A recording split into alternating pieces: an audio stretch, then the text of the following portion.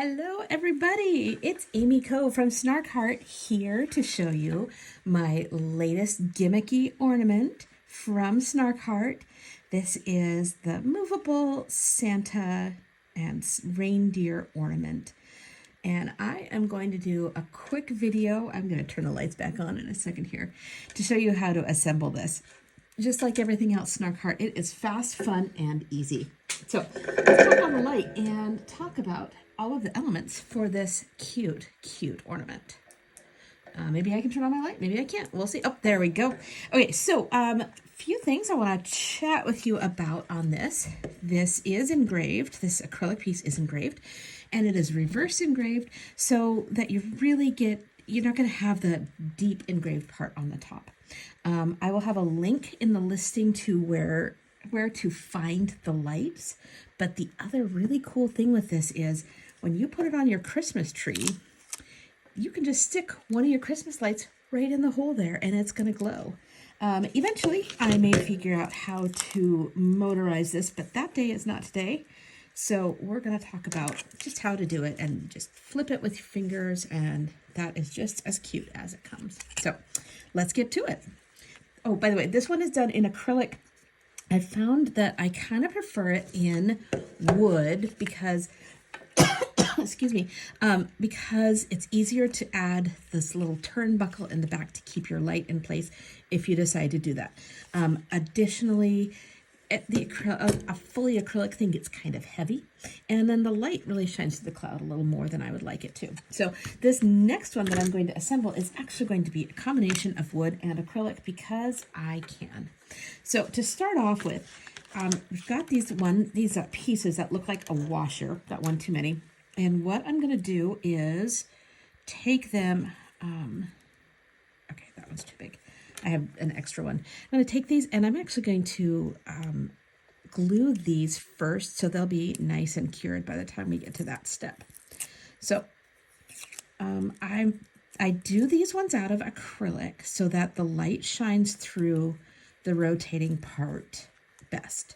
I don't think you will get the right effect if you don't use some clear or frosted acrylic. So just obviously unmasking these guys for you.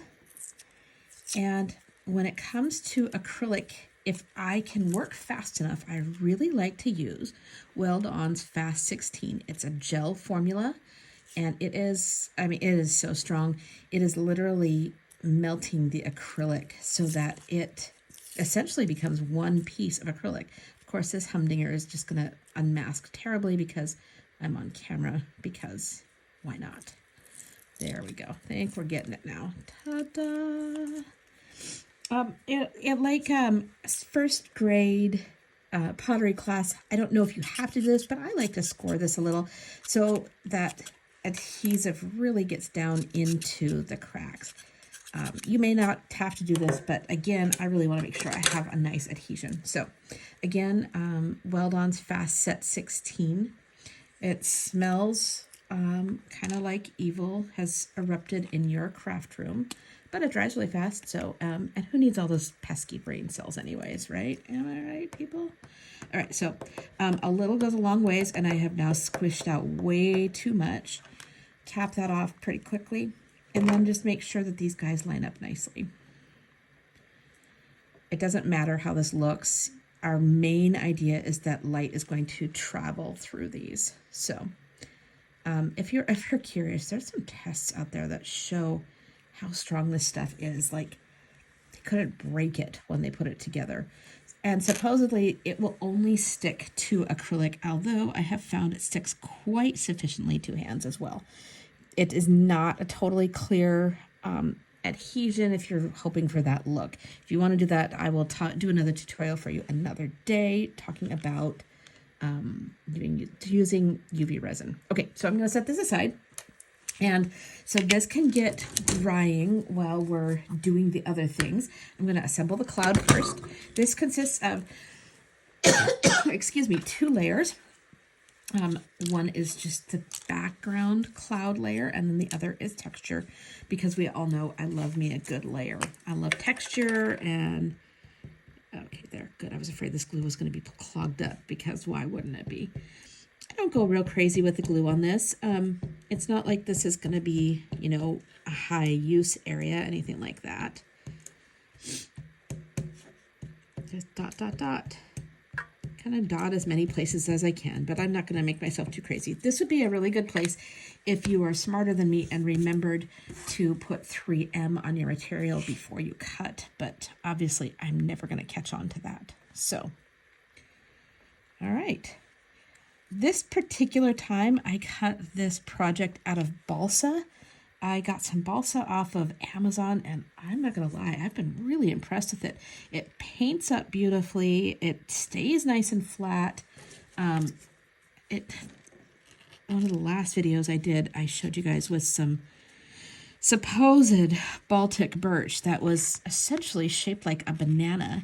And gosh, I can't get it to flatten out, so I'm really disappointed. Spent $100 on that, and it is really crummy. So in desperation, I went to Amazon and bought this balsa, and I'm highly impressed. I was just kind of cleaning up the edges with a toothpick there. So, okay, so we'll set this part aside, let that dry for a bit. Now, when it comes to putting this together, I only have one layer that has a hole to hang. And again, with the layers, we've got some depth and interest. So we'll put these together. This is where you'll put your hanger hole.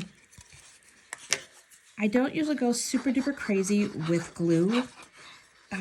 Little goes a long ways. I've definitely seen where the wood will break before the glue does, even with Aleene's. I mean, if you really want the world's most amazing bond, you can use wood glue, but you don't need that. You just don't need it. So,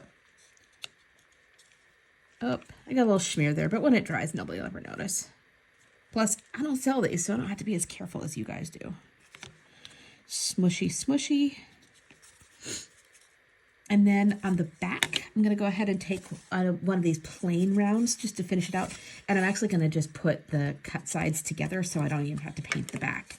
Of course, you can paint the back if you're a better person than I am. There's a decent chance you are. All right, so we're already starting to form this super cute ornament. So the size of this is just the size of my little balloon lights from Amazon. And there's a reason there's a little hole up here, so that light is going to shine right up through. So, okay, so we're off just a smidge here. I just want to make sure it's all nice and lined up. So when it came to painting, I just painted the top of this white and the top of the back layer, they're white. I don't worry about the other pieces. Just going to make sure they're lined up still. Okay. So here is another plain layer. What did I have? Oh yeah, I needed the depth. I needed the thickness to be able to make sure that the balloon light would fit down in there. So it's going to be one of those kind of things where you need to measure your material and measure your balloon light to make sure that it's the right fit. You may not have to cut as many pieces as I did. I'm working a lot in 3mm these days because I want to be able to make files that work with diode lasers really well, especially with the new Glowforge Aura. So, okay, so this layer is my moon.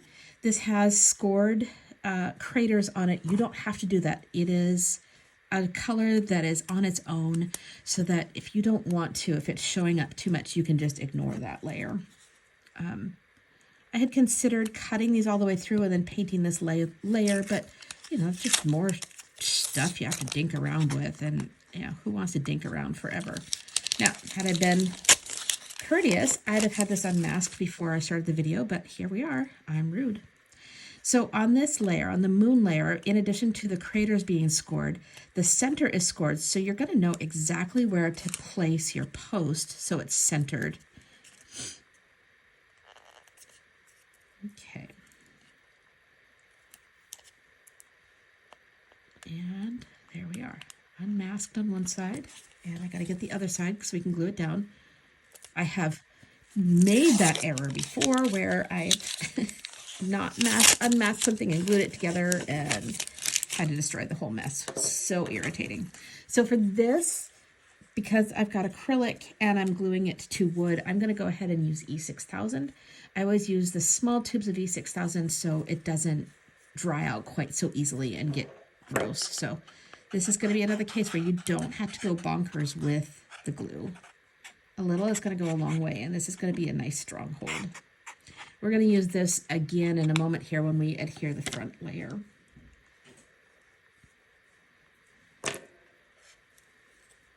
Oh, and the post as well. Well, actually, with the post, I think I will go ahead and use the weld-on since we're doing acrylic to acrylic. I've been trying to figure out what to do with this kind of ugly color of yellow. I thought it was really different when I ordered it online. It's nobody's fault but my own. But I think it works really well for the moon. So, yay me. So back to the weld-on with acrylic to acrylic here.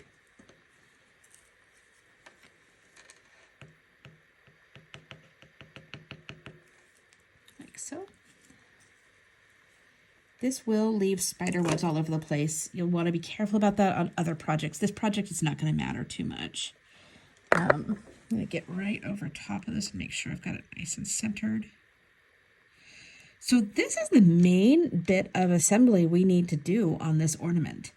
This is really that simple. So now, I've just noticed I did not unmask this fully, but this is our engraved layer.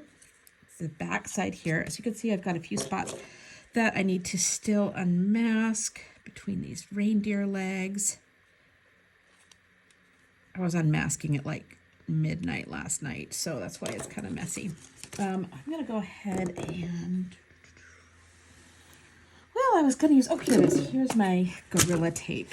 So if you feel like you have been personally assaulted by the people who say they unmask everything with Gorilla Tape, I'm with you. But I think one of the keys is I've been trying to press it down really hard and pick up the little bits of masking. I think what you have to do is kind of a glancing blow and just kind of keep going over and over. And it's picking these little teeny pieces up. And it loses its stickiness pretty quickly. But when you're talking a billion little teeny tiny pieces to unmask, it's kind of nice to do it this way. So get Santa's face cleared out there, the decorations on the sleigh. So again, if you feel like you've been personally assaulted by unmasking with Gorilla Tape, don't press down really hard. Just do lots of little glancing grabs and it's going to work a lot better for you. So that is the more you know today. Okay, my desk is kind of messy, so I'm picking up all of this filth. Okay, so I'm going to take, and it looks kind of like a CD, but just pop this on. Now this is 2 layers, so again, it can move. Oop, looks like I've got some hair under there. With 2 dogs and myself shedding all the time, hair is an eventuality here. So you can see there's a little hole in the back where you're going to be able to turn this. And my goodness, this acrylic is filthy. Sorry, guys. I'm not going to actually finish totally assembling this right now, simply because I need to go in and clean this a little more. There are 3 versions of the Santa sleigh. There's one that's like this with the banner with 2023 on it. There's one with the banner that is empty, so you can put whatever salutation you want on it. And then there's a 3rd design that has the stars between everything right there, like that. I don't know if you can see that or not. So you have lots of options. So then all I would do is assemble this guy and then use my glue to just glue this and really hold it in place. That's the only thing. This is a little bit bigger than the original design, but you really want to get this adhered well because that's going to be the only thing holding this on here, but you still have a nice fat base. And then you have your beautiful ornament. So let me know what you think in the comments. Like, subscribe, and share because everybody on YouTube has to say that. So I'm a copycat. And thank you so much for coming to my video and have a great day. And cease fire, everybody. Thank you so much.